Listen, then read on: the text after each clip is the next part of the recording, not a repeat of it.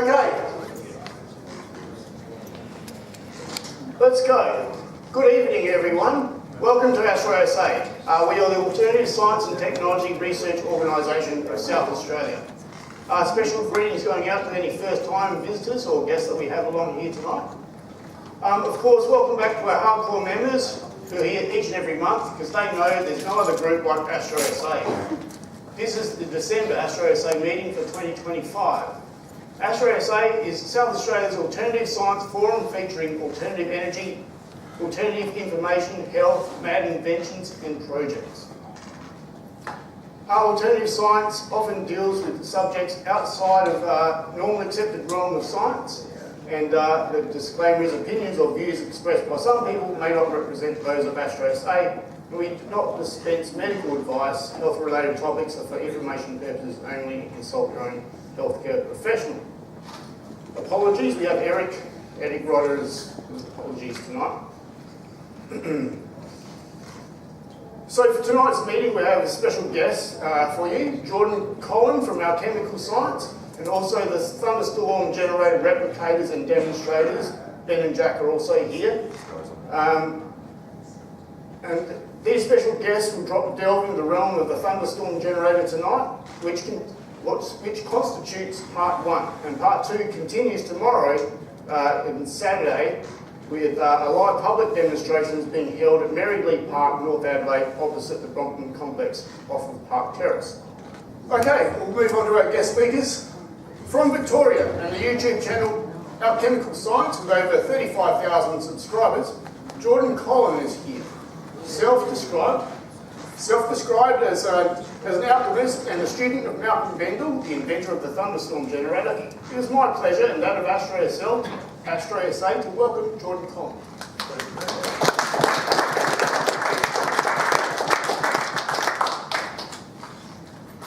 Sorry, we'll just get this mic on.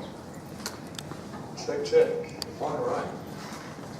Oh, thank you, Mike. And thank you all for having me. It's a real pleasure to have made it to Adelaide and finally be here to meet ASTRO SA. I've heard about you guys for a little while now, and I'm really glad to be here. So, just a little bit of a gauge on the room. Who has heard about the Thunderstorm generator, this technology, what we're doing here? All of us have. Everybody? Pretty much, yeah, I thought so. So I'll try not to go too much into the basics tonight. If there is anyone who doesn't understand the technology or hasn't seen the basics, you can check out my YouTube channel. There's a lot of videos on there. Run through it. We are going to go through a slideshow that I have. If Ben, you could work that out for me. Could you sum it up in 1 or 2 sentences? I don't know about it. Yeah, no, well actually the start of the slideshow does sum it up and it'll tell you exactly what it does, what the claims are, what the benefits are. So we will quickly go through that. I won't just throw you in the dark. So I'm going to present a little bit and then we're going to have a Q&A and Malcolm Bendall and Michael Acris are hopefully going to attend that Q&A. We'll see if we can get them up on Zoom and they'll be there to help answer questions as well. So Malcolm is of course the inventor of the unit, the Thunderstorm generator, and Michael Acris is the Australian licensee who's got a factory down in Melbourne and he's been working on the technology there. But very briefly, for anyone who doesn't know me, I am Jordan, I'm an alchemist, and I have a YouTube channel. I've been a student of Malcolm's for a couple of years now. I met him through Marco Roden, who some of you may know as well, the Vortex based maths fellow. And essentially, I've been going around the world and apprenticing Malcolm, learning how to build this unit, understanding the physics of it, because as many of you in this room will know, it's a very non-standard idea of how things work, what we're presenting, but probably a lot of you are on the same page about that. At any rate, let's just skip in. We'll see what it is, what it does. I'll go through some very basic things about it, and then we'll go from there and see what questions everybody has. The Thunderstorm generator. So it's invented by an Australian inventor, Malcolm Bendall. It got outed on the Joe Rogan show a few years ago by Randall Carlson, and that's how most people, including myself, found out about it. Let's find out what it is, what it does. So, what does the Thunderstorm generator do? These are the basic claims of the device. So it's a very low-cost system. As you can see, this is almost made from off-the-shelf parts from Bunnings. This is a little better iteration of the model that's being built by the commercial guys, but it's very simple. So Ben over here has replicated it himself. There's probably like 10, 20 people around the world who've done independent replications. At any rate, it primarily of interest gets rid of the toxic exhaust fumes. So CO2, people have different opinions about that. I'm not too worried about it in Australia, but countries like India, countries like China, carbon monoxide poisoning, the skies are foggy, there is too much carbon in the air there. So this can solve all of those issues, and it can also solve all this emissions target rubbish going on in Australia as well, because we have a solution right here that costs practically nothing, that can be retrofit to coal power plants, retrofit to jet turbines, retrofit to gas turbines, which power a lot of our Brilliant places as well.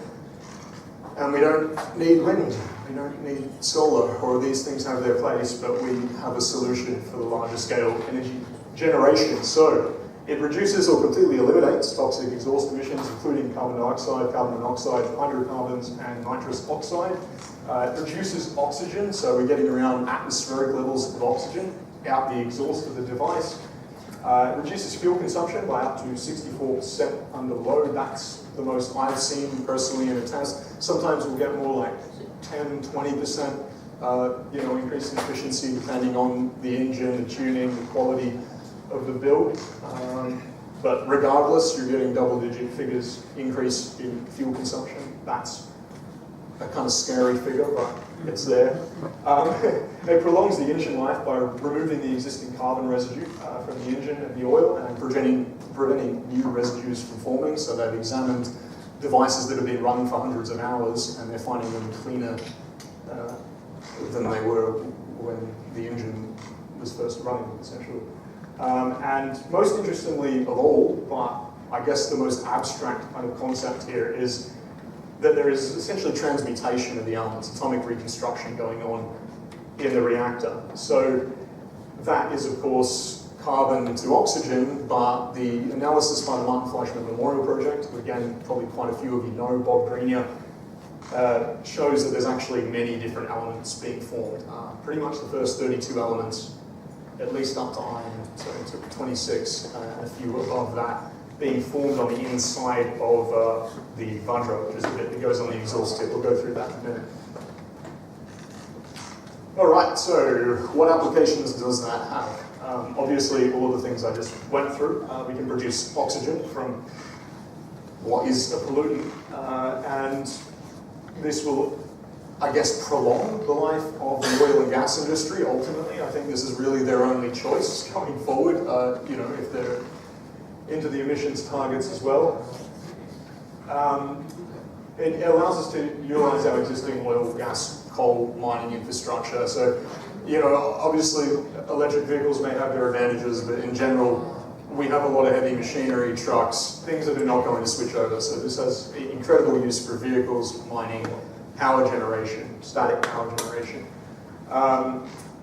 It reduces or eliminates the reliance on rare minerals for energy production or storage, or reducing carbon emissions. So things like catalytic converters, things like other power generation technology like wind turbines. Enormous amount of resources. It means we can use the fuel we have in Australia. We'll leave that. And it can be used to remediate toxic materials and render them safe. So this is either running through things through the bubbler or alternative uses for the system beyond just engines. All right, so this is the unit here. I think my colleague got a point to it. Yes, excellent. So that's the overall system that you see a retrofit to the generator over here. So you see the ionizer here, or we can call it the preconditioning unit. It does ionize the argon if you've got any problems with that, but we'll call it the preconditioning unit. And then we've got the bubbler, the second part of the system, and the Vajra or the Thunderstorm generator, which is retrofit straight onto the exhaust. And also in between the carburetor, there's a spacer in there going into the air intake. It has no moving parts aside from the water, and it's simply utilizing the existing strokes of the engine's pistons to pull through the system and activate it. So it's not using any excess power, aside from plugging in the UV light globe, but this is negligible, and of course we're running it off the generator that we're running the Thunderstorm generator on it. So we'll go through those parts of the system quickly. So yeah, this is our ionizer unit, or the air intake. So this first step preconditions the air coming into the second unit, the bubbler here. So it's essentially just a glorified air intake with a UV light in there. Essentially, I am not a trained engineer or physicist in the normal sense. I've apprenticed inventors and very clever people, and so I may not necessarily have the terminology that other people are used to, but essentially this strips all of the frequencies that you don't get out of the air going in, and that's what we want to do then, but we'll call it ionization if anyone would prefer. Second part, which is where the magic happens, the plasmoid generator, or the bubbler of the system. So this is where you'll see it in action tomorrow, and probably most of you have seen it in action, but where we are causing water bubbles to cavitate. So essentially we're creating very, very small bubbles, micronizing them. You will have seen in the older models that they had like a bunch of steel wool stuffed in here. This is just a bit of an improved unit that doesn't need that. We're creating the bubbles immediately. And again, I'd say a lot of you in the room are familiar with the whole star in the jar, sonoluminescence, collapsing a bubble and creating a spark. And that's exactly what we're doing here. We call them plasmoids. They've had a lot of different names. If you've heard of Ken Shoulder's work, EVOs, exotic vacuum objects, even orgone, you know, it's all the same concept, you know, there's only one physics. We all just call it a lot of different things.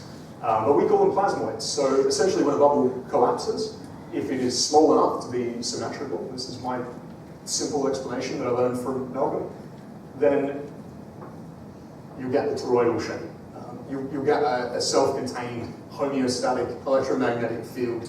In this case, there is a difference between the plasmoids that are spoken about, or the ball lightning you see in the sky, and the plasmoids that we're generating. They're generated in water. Malcolm calls them MSARC plasmoids, or waterborne plasmoids. This just creates a self-contained sheath. It means that we're not, our plasmoids aren't going to fly off anywhere, or they're not going to be emitting gamma radiation, essentially. That's going to be utilized within the structure rather than being emitted. So using water is integral to the process. You don't want to just fall plasmoids. That's what differentiates this and makes it safe, contained, and safe, self-contained and safe, is that we're generating the plasmoids in water. So these get pulled through into the next phase of the system, which is our important part here. You can see it over there, the Vajra, or the Thunderstorm generator itself. And so this is 3 concentric nested spheres, 4 to 3 to 2 ratio. Our exhaust is coming out here. This is where the exhaust is connected to the engine. And in a counterclockwise spiral, that's coming down in the outer cavity and then out there. And then our intake from the bubbler, which you see there, is coming into the inner sphere. This center 2-inch sphere is just a flow guide, and it's going in clockwise spiral up and then out and into the input that is next to the carburetor, which you can see over here as well. So the streams don't touch, the exhaust doesn't touch the input coming in, but what we're doing, and you may have noted, is creating 2 polarized vortexes here. The ratio of the spheres is very integral to the system, and if anyone studied Malcolm or Marco's mathematics or their theoretical work, important ratios. Even though we've all heard 4 to 3 to 2, there really is something to it.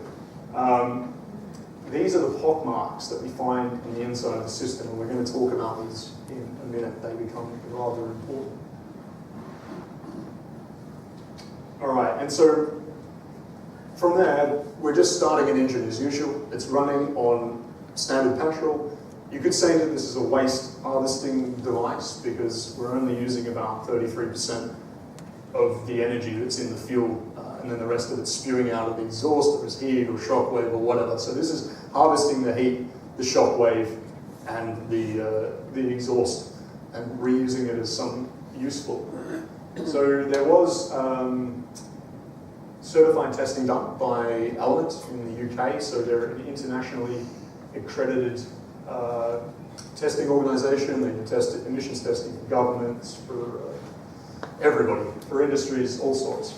And these were the results that they came up with here, showing a rather striking difference, but we will break down simpler results. We just write them out a little simpler with the Kane 5-gas analyzer, but these are the certified results, so that you're aware of it, done in the UK on this unit here. And that's just a visual breakdown of the results to show, sorry. Yeah, so you can just see the dramatic difference between what's coming out of the standard engine and then what's coming out with the Thunderstorm generator retrofit is rather astounding, really. So there's been a lot of public demonstrations done of it in Switzerland, in Australia, in Cosmic Summit last year, in the UK, in India, more in America, more in Australia, more than this, so it's going around all the place. Ben has been absolutely amazing for this, and Jack too. They've been going around Adelaide, and this is why we're here tonight as well, and Sydney and lots of places demoing it. We were just demoing it to politicians last week. We've got several parties now involved, and some even advocating the technology, so things are getting some really big movement in Australia now. Well, actually, we'll just quickly go back. So, let's just break this down. Very simple table here. So if you still don't know what it's doing, carbon dioxide, this is our baseline test, 6%.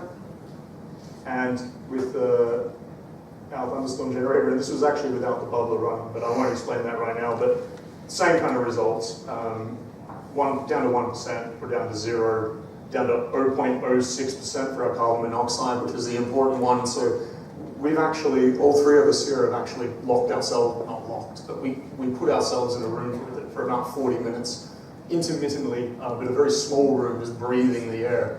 And we're not dead, so I can certify that these results really are real. And yeah, carbon monoxide is being reduced to nothing, oxygen back to pretty much atmospheric levels, hydrocarbons much lower, and we can usually zero these out, but not in this particular test. And same with NOx, considerably lower. So yeah, it's been installed on quite a few different things. This is the old installation on a turbine, a gas turbine, and this is actually being rebuilt at the moment in Melbourne, and we'll be able to show you the new version of it very, very soon, which is exciting. This was a Chevy retrofit that was done in the US by a couple of Australian brothers over there, which was brought to Cosmic Summit last year. A bike retrofit that was done in Clearwater in the USA.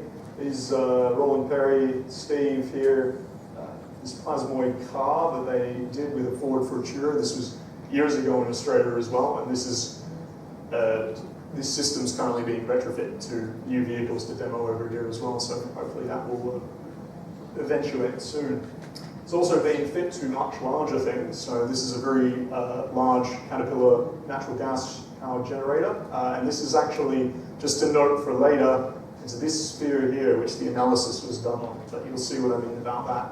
This was retrofitted in the UK some years ago now to a natural gas powered substation, and that has actively powered the grid, so that's a use example. You can see the results weren't quite as good with it, but this wasn't made of stainless steel. They used some cheaper metal there, so that would be my initial explanation for that. But still excellent, you know, it's like you're getting 10% oxygen instead of 20, it's still thousands of percent increase. So, you know, sometimes we're aiming for perfection these days, but ultimately if the machine did 1/10 of what it's supposed to do, it'd still be a really good device worthy of looking at. Same, this was just like a little coal retrofit that was done to show that it could work on a burner. I think that's currently in the UK, and there's plans for much larger retrofits of this variety. This slideshow is available, by the way, so if I'm going through too quick, you want to have a look at it, it's up online, and there's even a video of it. Lots of independent replications. There we go, there's Ben, who's going to be doing the demo tomorrow. And yeah, some other guys from Australia, Saxon and Gary, they built a machine based on my build guide and then just turned up to an event and said, hey, you guys test this. It's one of the best working machines I've seen. They did a fantastic job on it. All right, so one of the interesting things about the device is thermal anomalies. So George Lush from Lush Heat Treatment in the UK, he does work for aerospace and Rolls-Royce and all sorts. He's a very, very clever man. He did thermal analysis using high-end thermocouples on the device, and what he found, and we've all found this, we've done thermal imaging on it, lots of us have replicated this essentially, not with the quality of thermocouples that George has, but enough to see what's going on. You can see how the top's glowing here and the bottom's not hot at all. And there's a lot of thermal anomalies essentially going on with the Thunderstorm generator.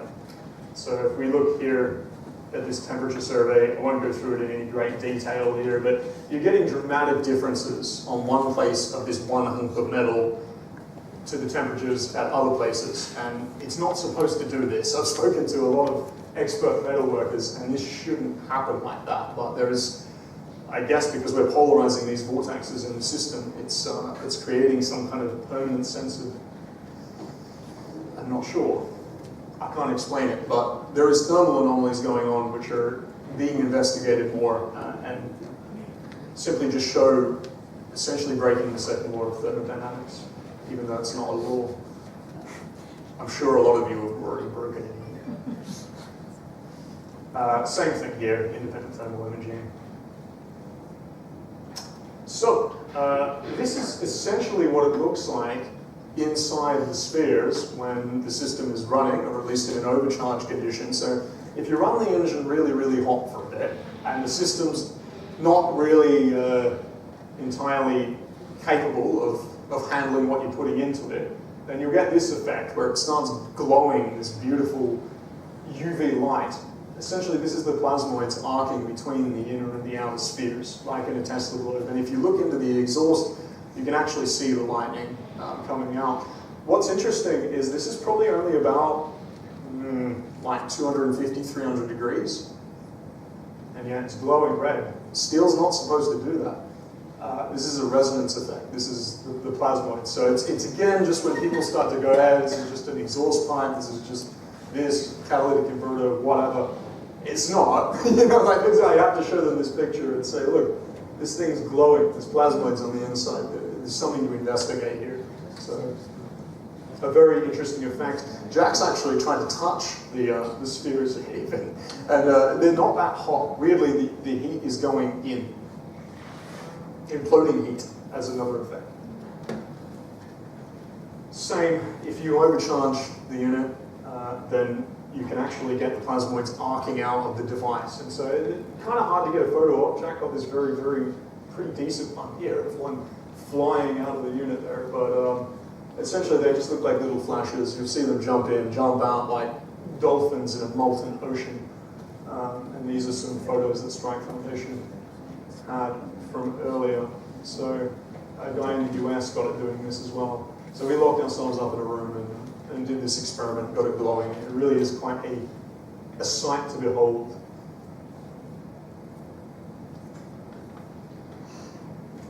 All right, so that was our big CAT engine retrofit that I showed you before. So samples, this was cut open, and samples were taken from the inside and the outside spheres. It had run for about 500 hours on this Caterpillar natural gas generator. And then Bob Greenyer of the Martin Fleischmann Memorial Project did SEM, scanning electron microscope, and EDX, what's that, electronic, who cares? It identifies the elements. So he did this on the samples cut from this sphere, and we found out some very, very interesting things. So, first of all, he found these impact marks. So this is from the inside of the outside sphere, so that's like the 4-inch sphere here. And this is on the outside of the inside sphere. So these weren't, the system is scalable, I probably should have mentioned, so it doesn't just have to be 4 to 3 to 2, the ratio just needs to be maintained. So, for example, this was 24-inch, 18-inch spheres. So these marks here look rather similar to different photo with different equipment, but the impact marks found by Dr. Takaaki Matsumoto, who is a Japanese nuclear scientist, one of the pioneers in this field of really, I guess, how does Bob put it? He discovered the lifetime of the plasmoid. You know, he shows the artifacts, what's left behind. And this is a book that both Malcolm and I had some hand in working on, or he sponsored the materials to get brought over to the Czech Republic, and then I was over there remastering this book, and there's going to be an edition of that hopefully coming out within the next month, I believe, because it's very foundational work in understanding what we're looking at here. So these are the impact marks of those plasmoids arcing from sphere to sphere, and they become important because of what we find in the impact marks.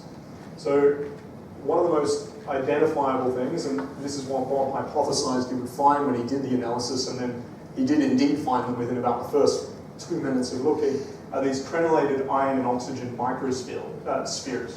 So they are a telltale artifact left behind by plasmoids found on the inside and the outside sphere of the Thunderstorm generator. So they've been identified in a lot of other different fusion systems. They're kind of one of the first signs that people look for when doing SEM work. Essentially, it's a hollow ball, but it's filled with carbon and a spread of organic and inorganic elements. So this is essentially like the waste product of a plasmoid. They take things in, and have you ever seen that episode of Futurama with that little creature who eats a lot of stuff, and then he craps out dark matter from the spaceship? Like, that's pretty much what the plasmoid does here. So you find literally billions of these things all over the inside of it. And I mean, like, scientists who have studied in this field are often trying to just create a few of these for analysis. This machine creates billions with practically no effort. There's no expensive equipment here. So here was just some of the artifacts from there. We won't go through them, but there are about 100 videos on the Martin Fleischmann Memorial Project YouTube channel which go through all of this and finding all of these elements. There was radiocarbon dating also done on this by Vilnius Radiocarbon in Lithuania, and essentially the carbon turned out to be very, very, very, very old, so like 30,000 years old. I don't think it is 30,000 years old. This makes me question the carbon dating process, but the other thing that could be occurring, and I guess what Malcolm has originally hypothesized and claimed from the machine, that this is all time dilation. You know, like everything's charge density. We have a way to dilate time. It sounds far out, but it's just how everything works. So you can create very old carbon very, very quickly, and this is not the first time this anomaly has come up in this kind of research. So very old carbon in there. It's either that, or we found the Vajra in a cave 30,000 years ago and somehow put it on an engine now. It didn't happen. All right, Professor Robert Haralick in the US got involved with projects quite some time ago now. He is multiple PhD scientist who was Professor Emeritus at the City of New York for about 50 years. He's an expert in water science. In fact, his resume is too big. You can look him up, haralick.org, and you'll find out about him. He's an absolutely incredible man, an incredible scientist. He got involved and started peer reviewing some of the analysis that Martin Fleischmann Memorial Project did, as well as doing his own experiments. He's setting up a lab in the US right now, which is going to be studying the Thunderstorm generator in a very, very big way with incredible equipment. But he found essentially what Bob first came out and said, well, I found amorphous carbon in there. Amorphous carbon's a bit of a funny word. It's black diamond. So diamond can generally only be synthesized from carbon under extreme temperature or pressure, obviously. However, strings of amorphous carbon material identified during the Martin Fleischmann Memorial Project analysis of the inside of the Thunderstorm generator were found to be samples of synthetically formed black diamond. This claim by Malcolm Bendel was confirmed and supported by Dr. Robert Haralick. He did his analysis. That was a bit of a funny one. No one wanted to come out with it for a while because there was threats flying around about producing diamonds, but we've all said it now. produces diamonds. You can find them. We'll get more SEM analysis done. It produces black diamonds. You're not allowed to do it, but it does. So the independent analysis of the samples taken from the Thunderstorm generator, they showed a spread of the majority of the first 32 elements of the periodic table, so that's what I was talking about before. When they analyze this, they're finding everything up to iron minus the noble gases, which they weren't looking for, and we certainly hypothesize that they're there, and also some further elements going up to number 32. Although some of the elements identified could be found naturally in the inputs of the engine, or the materials of the engine, or the Thunderstorm generator itself, many of these elements are not found in the system or its inputs. They're instead synthesized via a stepwise process of atomic reconstruction, or transmutation. This is what Malcolm has termed the alpha and omega ladder process, which we're going to take a look at. And Bob kind of confirmed his own initial experiment for analysis. He went and did analysis on just an exhaust pipe of a standard, I think it was like a motorbike or some engine, and just found a small spread of elements that were typical to the engine. You don't find all the first 32 elements of the periodic table on something that's just been on the end of an engine. It's not supposed to do that. So, the birth of the plasmoid. This is a very simplified version of what Robert teaches in far more length, and he's got some lectures on my channel, which I highly recommend. He's also currently putting this together for a white paper, which he's hopefully going to be publishing in a very prestigious journal early next year. So we can all hope for that. That will move things along quite a lot. But for now, this is the basic process, and please excuse me, Robert, if I've got any of this incorrect here, because this is not necessarily I put it in my own terminology a little bit. Water is full of coherence domains, what we call coherence domains. So a coherence domain in water is a collection of around 5 million or more water molecules in a compact volume that are all oscillating in phase within a self-trapped magnetic field. This coherence domain is hypothesized to be toroidal, so even a lot of the current physicists are hypothesizing that. That's not just us and the fringe science group saying it. So when multiple of these toroidal coherence domains come together, so that we have 2 or more stacked tori with their 0 points or their vector magnetic potential fields in line, then one of several possible configurations occurs. If a counterclockwise and clockwise tori stack together with their 0 points in line, then they'll act to cancel each other out to some extent. So a standing wave, 2 opposing forces. However, if 2 tori pointing in the same direction, so clockwise or anti-clockwise, so 2 clockwise and 2 anti-clockwise come together, then they'll reinforce one another and become more stable. When one stack of tori is going counterclockwise, so we've got our first stack, they're all stacked together, they're clockwise. We've got a second stack, they're all counterclockwise. When one stack of tori is going counterclockwise, one is clockwise, and the stacks are neighboring one another, then the most stable geometry for the coherence domain is propagated. This stable geometry creates the womb to give birth to the greater torus.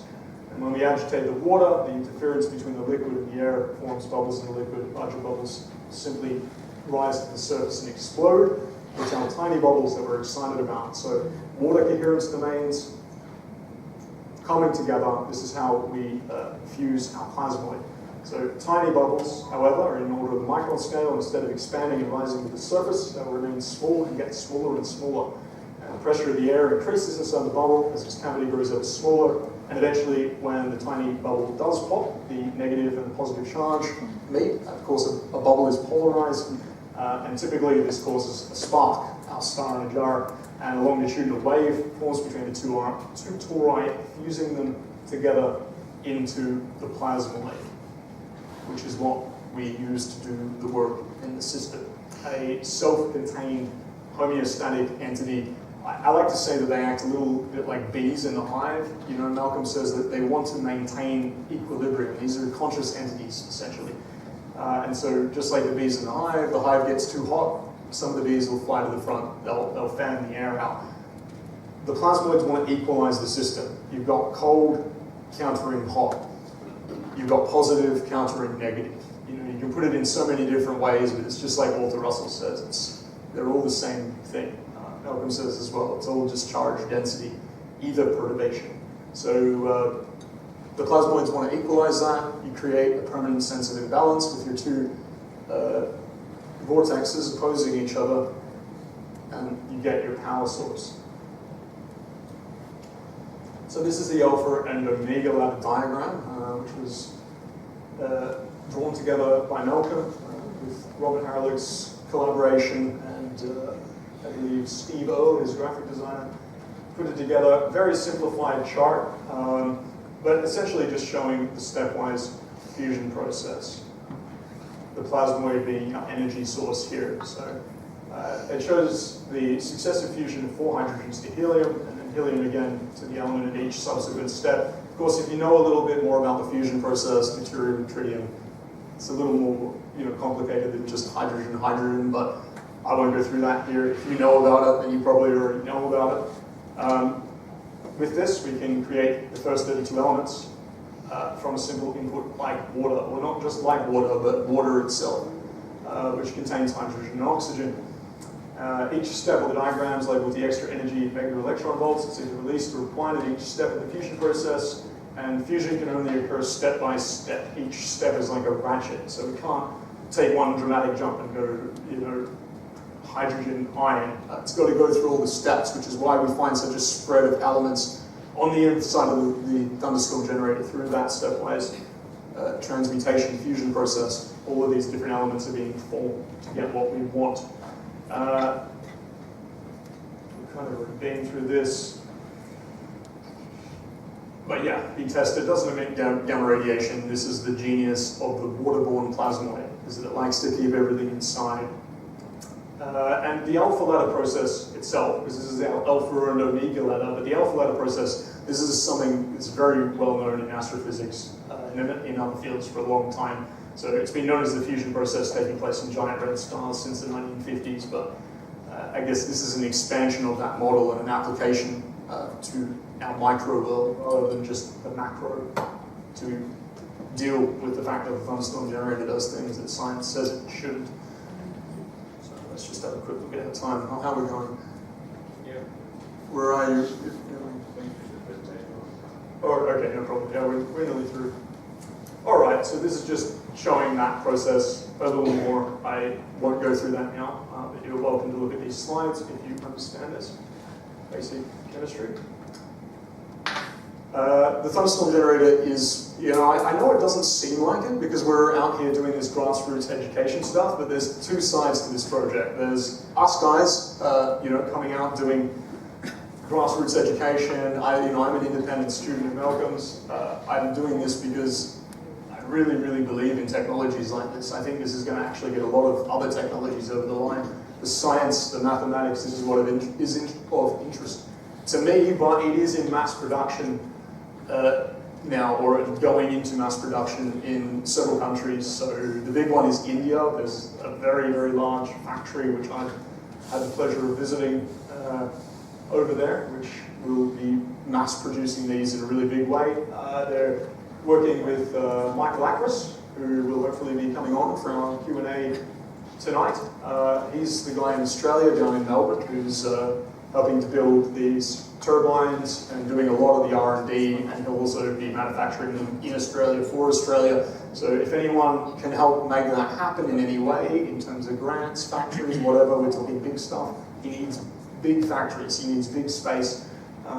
Please let me know, because it's happening, but we want to drive it forward. This needs to happen faster and faster and faster. So if you want to help this happen in Australia, support that fellow, Michael Acros, who's working directly with Malcolm. Otherwise, they've also got a factory in Thailand. That's Alpha Prospects over there that's producing it. Same in the UK, there's a couple guys over there doing it, and it's licensed in about 30 countries. So there is a massive commercial project going on in the background, but these guys have just been incredibly supportive of the open source education movement, and that's why I'm here today and able to speak on the technology that's usually locked up behind closed doors.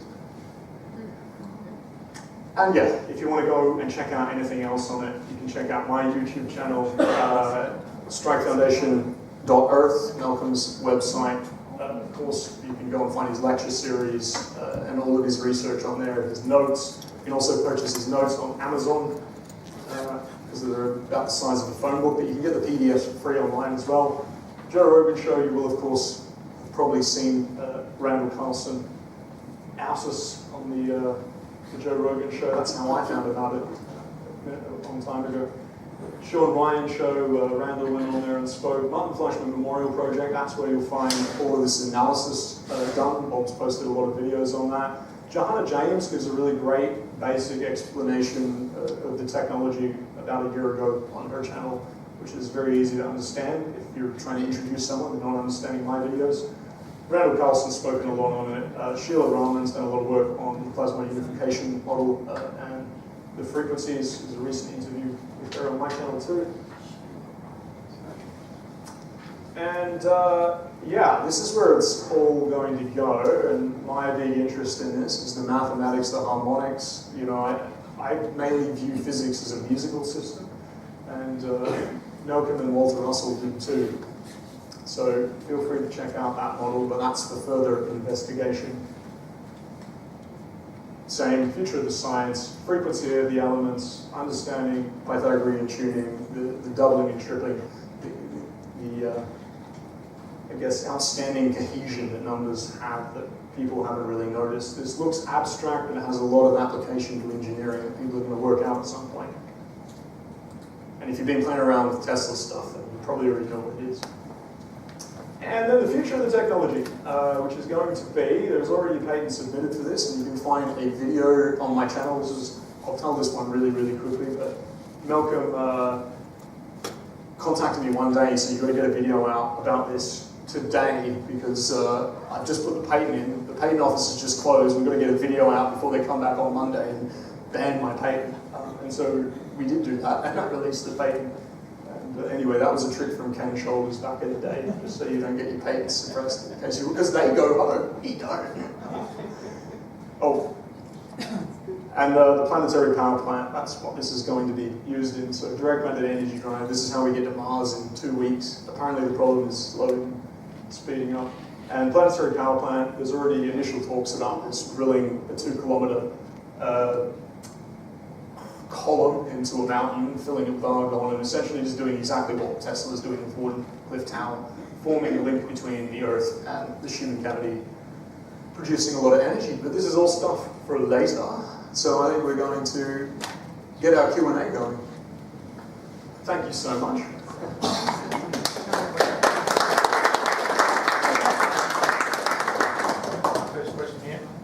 Yeah, we can ask. We're going to get Malcolm and Michael up for Q&A as well, but feel free to ask questions in the meantime. Yeah.